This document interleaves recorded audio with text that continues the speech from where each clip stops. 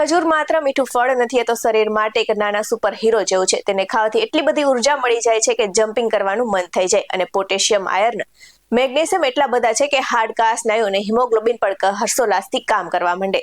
એટલે જ નિષ્ણાતો કહે છે કે ખજૂર તમારા મિત્ર નહીં, બોસ બની જશે. ચાલો જાણીએ કેવી રીતે. નમસ્કાર દર્શક મિત્રો, BS9 TV ન્યૂઝમાં આપની સાથે હું છું નેહા પટેલ.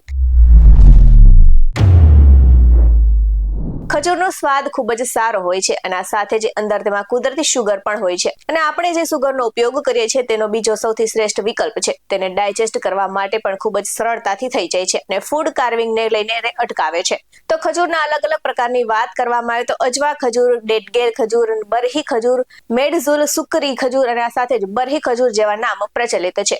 તો ખજૂર ખાવાના મુખ્ય ફાયદાની જો વાત કરવામાં આવે તો તાત્કાલિક ઉર્જા પૂરી પાડે છે અને કુદરતી ગ્લુકોઝ અને ફ્રુક્ટોઝને કારણે તરત જ શક્તિ આપે છે. તો ફાઈબરથી ભરપૂર હોવાથી કબજિયાત અને પાચન સંબંધિત સમસ્યાઓમાં રાહત આપે છે. અને પોટેશિયમ અને મેગ્નેશિયમ બ્લડ પ્રેશર નિયંત્રિત કરે છે, તો સાથે જ ખરાબ કોલેસ્ટ્રોલ ઘટાડે છે.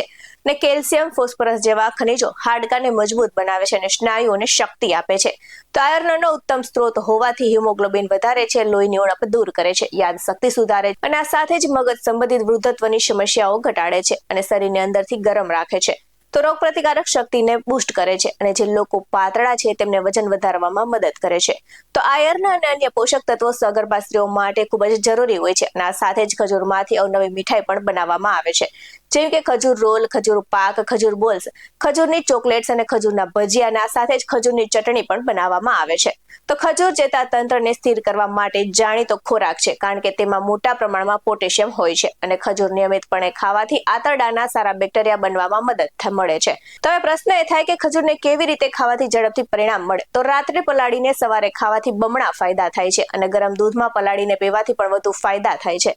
તો ડાયાબિટીસના દર્દીઓએ ડોક્ટરની સલાહ મુજબ જ ખજૂરનું સેવન કરવું જોઈએ. અને ધ્યાનમાં રાખવા જેવી બાબતની જો વાત કરવામાં આવે તો ખજૂર વજન ઘટાડનાર લોકોએ ઓછી માત્રામાં ખાવો જોઈએ.